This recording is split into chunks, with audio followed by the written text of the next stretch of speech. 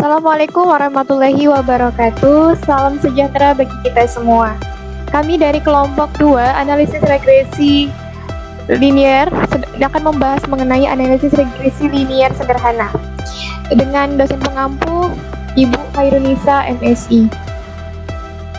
Adapun kami dari kelompok 2 yaitu saya Dinda Sahira, ada Andri Samuel Siagian, ada Nadia Istiamima Siagian, dan Fani Rahmadani. Adapun pembahasan yang akan kami bahas pada video pembelajaran kali ini, yang pertama ada definisi regresi linear sederhana, yang kedua model regresi linear sederhana, yang ketiga asumsi pada regresi linear sederhana, yang keempat metode kuadrat terkecil, yang kelima koefisien korelasi, yang keenam tabel ANAVA, dan yang ketujuh pemeriksaan sisa. Masuk kepada pembahasan yang pertama, di sini kita akan membahas mengenai definisi regresi linear sederhana. Analisis regresi linear sederhana adalah analisis regresi linear yang hanya melibatkan dua variabel, yaitu satu variabel independen dan satu variabel dependen. Disebut linear sederhana karena variabel dependen diasumsikan berhubungan linear dalam parameter dan linear dengan variabel independennya. Secara umum terdapat 4 tahap yang dilakukan dalam analisis regresi dalam rangka memperoleh model yang baik, yaitu yang pertama, identifikasi model. Pada tahap ini dilakukan perumusan model secara umum, termasuk pemilihan variabel baik variabel independen maupun variabel dependen terhadap permasalahan yang harus dipecahkan, serta menspesialisasikan hubungan fungsional antar variabel atau menggunakan pilihan model yang sementara. Cara mudah yang dapat dilakukan adalah dengan melihat diagram sebar atau scatter diagram. Kemudian yang kedua adalah estimasi atau penafsiran parameternya. Langkah kedua adalah melakukan estimasi terhadap parameter-parameter dalam model sementara. Ada 2 metode yang biasa dilakukan atau digunakan, yaitu metode kuadrat terkecil dan metode maksimum likelihood. 3. Pengujian atau diagnostic checking. Pada tahap ini dilakukan pengujian-pengujian terhadap hasil-hasil pada langkah 3 di atas. Di antaranya uji hipotesis terhadap koefisien regresi. Jika hasil yang diperoleh tidak sesuai yang diharapkan atau tidak signifikan, maka tahapan analisis harus dimulai lagi dari tahap yang pertama tadi. Kemudian penerapan. Tahap terakhir ini merupakan tujuan utama dari analisis regresi, yaitu melakukan prediksi atau perkiraan yang dapat dipercaya, sehingga dapat dijadikan sebagai dasar dalam pengambilan keputusan. Kemungkinan kesalahan adalah penggunaan yang tidak pada tempatnya. Poin yang kedua, pembahasan yang kedua kita akan membahas model regresi linear sederhana. Apa aja sih itu model regresi linear sederhana? Nah, secara umum, model regresi linear sederhana adalah satu variabel independen dan fungsi linear dalam X dapat ditulis Y sama dengan alpha tambah beta X tambah elemen. Di mana Y itu variabel dependen, X variabel independen, alpha intercept atau titik potong, kurva terhadap sumbu Y, beta kemiringan slope atau kurva linear, elemen sama dengan variabel pengganggu atau residualnya. Diketahui pasangan data berukuran N, X, Y, Y, J, di mana I 1, 2, dan seterusnya sampai N dari sebuah populasi, maka model regresi linear sederhana dapat ditulis YI sama dengan alpha tambah beta XI tambah elemen I.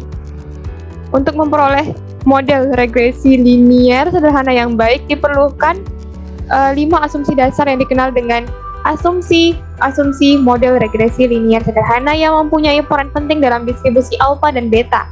Yang pertama, elemen I adalah sebuah variabel random real yang memiliki distribusi normal. 2. Nilai min elemen I untuk setiap I adalah 0. Harga mutlak elemen I sama dengan 0 untuk I sama dengan 1, 2, sampai dengan N. 3. Nilai varians elemen I untuk setiap I adalah konstan. Var mutlak elemen I sama dengan tau kuadrat untuk I sama dengan 1, 2, sampai dengan N. Asumsi ini dikenal dengan asumsi homokedasitas. Pelanggaran terhadap asumsi ini disebut heterokedasitasitas. 4. Model yang keempat, faktor gangguan dari setiap pengamatan yang berbeda tidak saling mempengaruhi atau bersifat independen.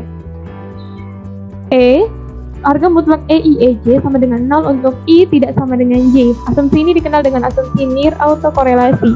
Pelanggaran terhadap asumsi ini disebut autokorelasi. 5. Faktor gangguan tidak dipengaruhi oleh variabel independen. E, harga mutlak EI/SJ sama dengan 0 untuk IJ sama dengan 1, 2, sampai dengan N. Asumsi 1 sampai 3 di atas diketahui elemen I menuju N 0, tau kuadrat, maka dapat diperoleh min dan variansi dari Y-nya bahwa min Y sama dengan E dalam kurung YI sama dengan E dalam kurung alpha tambah beta XI tambah elemen I. Alpha tambah beta XI tambah E mutlak EI karena E mutlak EI sama dengan 0 sama dengan alpha tambah beta XI dan variansinya var YI sama dengan E dalam kurung harga mutlak YI kurang E dalam kurung YI kuadrat. E harga mutlak alpha tambah beta XI tambah EI dikurang alpha tambah beta XI kuadrat sama dengan E harga mutlak EI kuadrat sama dengan tau kuadrat. Akibat lebih lanjut dari elemen I sampai dengan N 0, tau kuadrat adalah YI sampai dengan N dalam kurung alpha tambah beta XI, tau kuadrat dapat dibuktikan dengan menggunakan moment generation function atau MGF. Baiklah, selanjutnya saya akan menjelaskan mengenai asumsi regresi linier sederhana. Yang pertama ada heteroskedastisitas. Dalam regresi linear, salah satu yang harus dipenuhi agar taksiran parameter dalam model tersebut bersifat blue atau base linear unbiased and estimator adalah var UI sama dengan sigma kuadrat, mempunyai variasi yang sama. Pada kasus-kasus tertentu, terjadi variasi UI tidak konstan atau variabel berubah-ubah. Untuk mendeteksi heteroskedastisitas, dapat dilakukan pengujian dengan metode grafik. Dengan pengujian ini, dapat dideteksi apakah kesalahan pengganggu dari model yang diamati tidak memiliki varians yang konstan dari satu observasi ke observasi lainnya. Dengan metode grafik, hasilnya dapat menunjukkan ada tidaknya pola-pola tertentu yang terbentuk seperti bergelombang, melebar, kemudian menyempit, serta titik-titik menyebar di atas dan di bawah angka 0 pada sumbu Y. Kemudian ada autokorelasi. Autokorelasi adalah korelasi antara anggota serangkaian observasi yang diurutkan menurut waktu seperti data deret waktu atau ruang seperti data cross-section. Untuk mengetahui autokorelasi digunakan uji Durbin-Watson atau DW test. Adanya autokorelasi dalam regresi dapat diketahui dengan menggunakan beberapa cara antara lain metode grafik dan uji Durbin-Watson. Kemudian yang ketiga ada multikolinearitas. Multikolinearitas muncul jika terdapat hubungan yang sempurna atau pasti di antara beberapa variabel atau semua variabel independen dalam model. Pada kasus multikolinearitas yang serius, koefisien regresi tidak lagi menunjukkan pengaruh murni dari variabel independen dalam model. Untuk mendeteksi multikolinearitas digunakan pengukuran terhadap nilai VIF atau variabel inflation factor dan nilai tolerance. Kemudian yang terakhir ada normalitas. Normalitas dalam statistik parametrik seperti regresi dan ANOVA merupakan syarat pertama. Uji normalitas bertujuan untuk menguji apakah dalam model regresi variabel pengganggu atau residual memiliki distribusi normal. Jika asumsi ini dilanggar, maka uji statistik menjadi tidak valid atau bias, terutama untuk sampel kecil. Uji normalitas dapat dilakukan melalui dua pendekatan, yaitu melalui pendekatan grafik atau histogram dan pp-plot, atau uji Kolmogorov, Smirnov, chi-square, Lilliefors maupun Shapiro-Wilk. Kemudian kita masuk dalam submateri metode kuadrat terkecil. Metode kuadrat terkecil merupakan metode penaksiran parameter yang meminimalkan jumlah kuadrat sisaan atau galat. Metode ini merupakan kelas penaksir yang memiliki sifat Blue. Menurut teorema Gauss-Markov, setiap penaksiran metode kuadrat terkecil yang asumsinya terpenuhi akan bersifat Blue atau Best Linear Unbiased Estimator. Dalam melakukan penaksiran interval dan pengujian parameter regresi, ada asumsi-asumsi yang harus dipenuhi. Asumsi regresi dengan menggunakan metode kuadrat terkecil adalah: yang pertama, galat berdistribusi normal dengan rata-rata 0 epsilon i n 0, sigma kuadrat epsilon. Yang kedua, galat mempunyai varians konstan untuk semua observasi. Varian var epsilon i sama dengan sigma kuadrat. Asumsi ini menyatakan bahwa varians epsilon i adalah suatu angka konstan positif yang sama dengan sigma kuadrat. Asumsi ini dikenal dengan asumsi homoskedastisitas atau varians yang sama. Ini berarti bahwa untuk setiap y yang berhubungan dengan berbagai nilai x mempunyai varians yang sama. Kemudian yang ketiga, galat pada observasi saling bebas atau tidak berkorelasi. Cov epsilon i, epsilon j sama dengan 0 untuk i tidak sama dengan j. Asumsi ini menyatakan bahwa galat ke i dan ke j tidak berkorelasi. Asumsi ini dikenal dengan asumsi tidak adanya autokorelasi. Dan yang keempat adalah tidak ada hubungan linier atau multikolinearitas di antara variabel-variabel bebas. Model regresi dikatakan terkena multikolinearitas bila terjadi hubungan linier yang sempurna dan pasti di antara beberapa atau semua variabel bebas dari model regresi. Baiklah, submateri selanjutnya akan dilanjutkan oleh rekan saya. Koefisien korelasi. Pengertian koefisien korelasi. Koefisien korelasi ialah pengukuran statistik kovarian atau asosiasi antara dua variabel. Besarnya koefisien korelasi berkisaran antara positif 1 sampai dengan negatif 1. Koefisien korelasi menunjukkan kekuatan atau strength antara hubungan linier dan arah hubungan dua variabel acak. Jika koefisien korelasi positif, maka kedua variabel mempunyai hubungan searah. Artinya, jika nilai variabel X tinggi, maka nilai variabel Y akan tinggi pula. Sebaliknya, jika koefisien korelasi negatif, maka kedua variabel mempunyai hubungan terbalik. Artinya, jika nilai variabel X tinggi, maka nilai variabel Y akan menjadi rendah atau berlaku sebaliknya. Koefisien korelasi linear antara X dan Y disajikan dengan Rxy, didefinisikan sebagai berikut. Rxy sama dengan sigma xy per akar dari sigma x kuadrat dikali sigma y kuadrat, dengan x sama dengan x dikurang x bar dan y sama dengan y dikurang x bar. Biasanya formula itu sulit untuk digunakan apabila x bar dan atau y bar tidak bulat. Dari formula itu dapat diturunkan pula rumus formula berikut yang lebih mudah untuk dipakai, yaitu Rxy sama dengan N sigma dari xy dikurang sigma x dikali sigma y per akar dari N sigma x kuadrat dikali sigma x kuadrat dikali N sigma y kuadrat dikurang sigma y dikuadratkan. Formula-formula itu disebut sebagai formula koefisien korelasi momen produk atau produk momen dari Clausen-Pearson. Dapat dibuktikan bahwa kuadrat dari koefisien korelasi R merupakan koefisien determinasi atau R kuadrat, sekaitan dengan JKT, JKR, dan JKG pada model regresi linear. Dapat dibuktikan bahwa JKT sama dengan sigma Y kuadrat dikurang sigma Y dikuadratkan per N, JKR-nya sama dengan R kuadrat dikali JKT, dan JKG-nya sama dengan I dikurang R kuadrat dikali JKT. Kemudian ada uji signifikansi koefisien korelasi linear. Pada dasarnya, prosedur uji signifikansi korelasi tidak berbeda dengan uji hipotesis. Ada lambang untuk parameter dan ada lambang untuk statistik.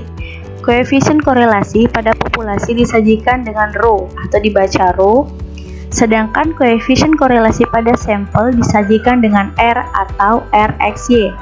Untuk menguji signifikansi korelasi linear sederhana dapat digunakan statistik uji, yaitu T sama dengan RxY dikali akar N dikurang 2 per akar 1 dikurang R kuadrat XY. Suatu variabel random berdistribusi T dengan derajat kebebasan N kurang 2. Kaitannya dengan analisis variansi adalah kita dapat menggunakan pendekatan analisis varians pada uji signifikansi korelasi linear sederhana sebagai berikut, yaitu JKT sama dengan sigma Y kuadrat dikurang sigma Y kuadrat per N, JKR-nya seperti di layar, JKG-nya juga, dan RKR. Kemudian di sini juga ada diketahui DKT sama dengan N dikurang 1, DKR sama dengan 1, DKG sama dengan N kurang 2, RKG sama dengan JKR-nya per N kurang 2. Sebagai statistik ujinya adalah F sama dengan RKR per RKG yang merupakan variabel random distribusi F dengan derajat kebebasan 1 dan N kurang 2, sehingga rangkuman analisis variansinya tampak pada tabel di bawah ini. Perhatikanlah bahwa uji signifikansi korelasi linear ini menggunakan cara yang sama dengan uji keberartian pada linear regresi. Pada regresi linear, ini berarti bahwa jika regresinya signifikan, maka koefisien relasinya juga signifikan. Demikian pula, sebaliknya, jika koefisien korelasinya signifikan, maka regresinya juga signifikan, seperti tabel di bawah ini. Kemudian ada tabel ANOVA, pengertian analisis varians, atau analisis varians biasanya disingkat dengan ANOVA, yaitu Analysis of Variance, adalah suatu metode statistik inferensial yang digunakan untuk melakukan uji perbedaan rata-rata dari K populasi, di mana K lebih besar dari 2. Jika dan hanya jika dua populasi, maka pengujian yang digunakan cukup menggunakan uji T. Tetapi jika yang diuji lebih dari dua populasi, maka pemakaian uji T dibutuhkan beberapa kali. Dalam ANOVA, satu arah sampel dibagi menjadi beberapa kategori dan ulangan. Kolom sebagai kategori dan baris sebagai ulangan atau replikasi. Tabel hasil di bawah ini adalah tabel penelitian biasa ditulis tabel berikut ini. Seperti di bawah, ada replikasi, treatment 1, treatment 2, dan treatment sampai K. Replikasi 1, 2 sampai ke N, kemudian ada treatment 1 yaitu X11, X21 sampai XN1. Kemudian ada treatment 2, X12, X22 sampai XN2. Kemudian ada treatment K yaitu X1K, X2K sampai XNK. Kemudian ada tabel ANOVA-nya, yaitu disajikan seperti di bawah berikut ini. Ada sumber varians, DF, SS, MSS, F hitung, F tabel, yaitu 5% dan 1%. Kemudian ada antara treatment, dalam treatment, atau total. Nah, tabel ini memuat kolom-kolom sebagai berikut. Yang pertama ada sumber varians atau sumber keragaman, disingkat yaitu SK. Kemudian ada derajat bebas atau disingkat DB. Kemudian ada jumlah kuadrat atau JK atau sum of square atau SS. Kemudian ada kuadrat rata-rata atau KR atau mean square atau MSS. Kemudian ada nilai F hitung atau F hitung. Kemudian ada nilai F tabel atau F tabel. Nah, kemudian ada cara mencari STR, STT, SEE seperti yang ada ditampilkan di layar berikut. Kemudian ada G sama dengan grand total dari untuk menunjukkan total dari N dikali K pengamatan. Nah, kemudian cara nyarinya yaitu adalah jumlah dari J sama dengan 1 sampai K, kemudian sigma dari I sama dengan 1 sampai N, kemudian dikali X, IJ. Nah, pengujian hipotesis di awal dengan merumuskan hipotesis, maka rumusan hipotesis yang kita dapat adalah HO sama dengan sebanyak K means adalah sama, artinya jika tidak terdapat perbedaan antara treatment. Kemudian ada HI, paling sedikit 2 dari K means populasi yang tidak sama. Pengujian hipotesis dilakukan dengan membandingkan nilai F hitung dengan F tabel. Jika F tabel lebih besar dari F tabel, F hitung lebih besar dari F tabel, maka HO ditolak. Berarti paling sedikit 2 dan kami populasi tidak sama. Artinya ada efek dalam pembedaan treatment. Jika F hitung kurang dari F tabel, maka HO-nya diterima. Dan berarti sebanyak K- adalah sama, artinya tidak ada efek dalam perbedaan treatment. Misal, adakah populasi yang berdistribusi normal dengan rata-rata populasi X1, X2 sampai dengan Xn, serta ragam populasinya sama walaupun nilai yang tidak diketahui, bisa disusun dalam bentuk tabel di bawah ini. Ada sampel, total, ukuran, dan rata-rata. Populasinya sampai ke K, kemudian totalnya ada T dan N. Untuk mengetahui apakah ada perbedaan rata-rata populasi, dilakukanlah pengujian hipotesis dengan analisis ragam, yaitu yang pertama ada HO, yaitu adalah mu1 sama dengan mu2 sampai mu-K, kemudian ada HA, yaitu tidak semuanya sama atau setidaknya ada mu-I tidak sama dengan mu-Z untuk I tidak sama dengan J. Nah, keputusan menolak atau menerima HO bisa ditentukan dengan membuat tabel ANOVA sebagai berikut ini. Ada sumber keragaman, derajat bebas, jumlah kuadrat, varians atau ragam, F hitung dan F tabel, yaitu antar kolom dan sisaan. Dari tabel di atas ada keterangan di bawah, yaitu K sama dengan jumlah populasi atau perlakuan, N besar sama dengan banyaknya pengamatan N1 ditambah N2 sampai NK. JKK adalah jumlah kuadrat antar kolom, yaitu dengan cara mencarinya yaitu sigma dari T1 kuadrat per T per NI dikurang T kuadrat per N. Kemudian ada JKT, yaitu sama dengan jumlah kuadrat total sama dengan sigma dari X IJ kuadrat dikurang T kuadrat per N. Ada JKS, yaitu jumlah kuadrat sisaan nyarinya yaitu JKT dikurang JKK. Kemudian ada S12, S22. Nah, statistik uji yang digunakan adalah F hitung. Maka jika HO ditolak bila F hitungnya lebih besar dari F tabel. Kemudian ada analisis of variance dua arah, akan dihindari pula terjadinya noise atau suatu kemungkinan yang menyatakan terdapat suatu efek karena bercampurnya suatu analisis data. Noise ini dapat dihindari pada analisis of variance dua arah karena analisis di sini melibatkan kontrol terhadap perbedaan atau kategorikal variabel bebas. Analisis of variance dua arah dapat menyajikan bagaimana kondisi interaksi antara variabel bebas yang satu dengan variabel bebas yang lainnya. Interaksi merupakan suatu kebersamaan antara faktor yang mempengaruhi variabel bebas. Dengan sendirinya, pengaruh faktor-faktor secara mandiri yang telah dihilangkan. Jika terdapat interaksi, berarti efek faktor satu terhadap variabel terikat akan mempunyai garis yang tidak sejajar dengan efek faktor lain terhadap variabel terikat sejajar atau saling berpotongan, maka antara faktor yang tidak mempunyai interaksi. Bila disusun dalam bentuk tabel, maka tampilan tabel dua arah tampak seperti tabel di bawah. Ada blok, populasi, total, dan ukuran. Di blok ada 1, 2 sampai ke R, kemudian ada total dan ukuran. Populasi 1, X11, X21 sampai XRL. Kemudian ada populasi 2 dan populasi sampai ke K. Kemudian ada total, yaitu B1, B2 sampai BR. Kemudian ada ukuran K1, K2 sampai KR. Nah, dari tabel yang sebelumnya tadi, maka terbentuklah tabel ANOVA dua arahnya.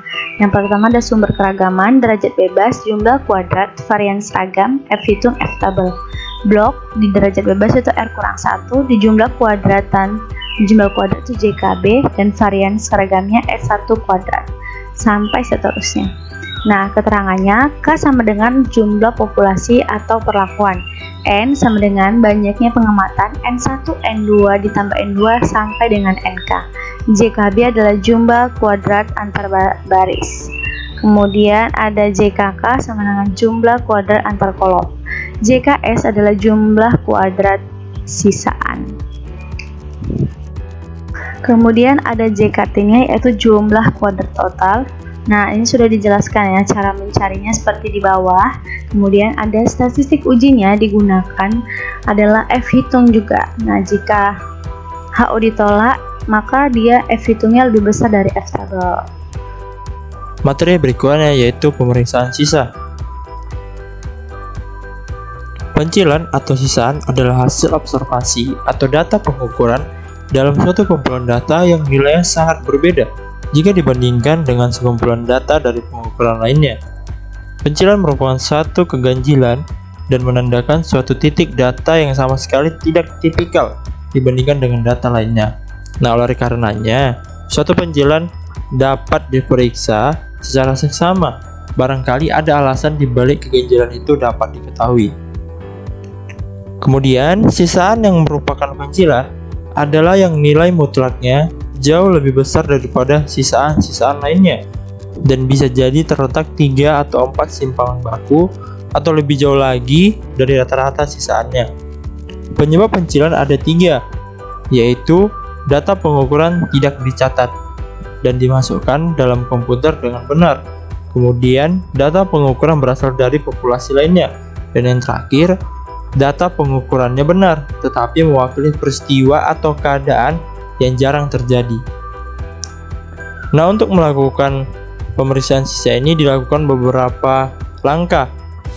Dan langkah yang pertama, buatlah prediksi variabel dummy X2 sebagai berikut, di mana X2J memiliki dua kemungkinan. 1, bila J-nya itu sama dengan I, dan 0 bila J-nya itu tidak sama dengan I. Kemudian yang kedua, dengan menggunakan variabel dummy X2 juga, maka hipotesisnya akan menjadi H0 sama dengan YJ sama dengan beta 0 ditambah beta 1 XJ ditambah dengan epsilon I. Kemudian untuk H1-nya, YJ sama dengan beta 0 ditambah beta 1 XJ ditambah dengan epsilon I ditambah dengan theta X 2J. Dan dimana nilai J-nya ini yaitu 1, 2, sampai dengan N. Nah, untuk langkah yang ketiga, pengujian hipotesis ini adalah ekuivalen dengan pengujian X2 yang tadi. Kemudian untuk yang keempat, kita akan melakukan uji statistik. Nah, uji statistik ini digunakan dengan menggunakan rumus F sama dengan R2 kuadrat dikurang dengan R1 kuadrat, kemudian dikalikan dengan N dikurang 3, dibagi lagi dengan 1 dikurang R2 kuadrat. Nah, dengan R1 kuadrat sama dengan R kuadrat. Nah, itu terjadi jika modelnya itu YJ sama dengan beta 0 ditambah dengan beta 1 XJ ditambah dengan epsilon I. Kemudian R2 kuadrat akan menjadi R kuadrat jika modelnya itu YJ sama dengan beta 0 ditambah dengan beta 1 XJ ditambah dengan epsilon I ditambah dengan theta X2J. Nah, langkah yang kelima, H0 ditolak, yang berarti data ke I adalah pencilan jika F lebih besar sama dengan F dikali dengan A, yaitu taraf signifikansi 1, N dikurang 3.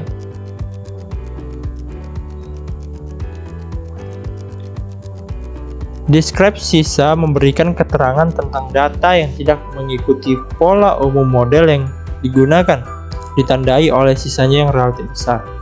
Sisa yang relatif besar dapat merupakan petunjuk bahwa modelnya yang digunakan belum cocok ataupun pengamatannya barangkali merupakan pencilan.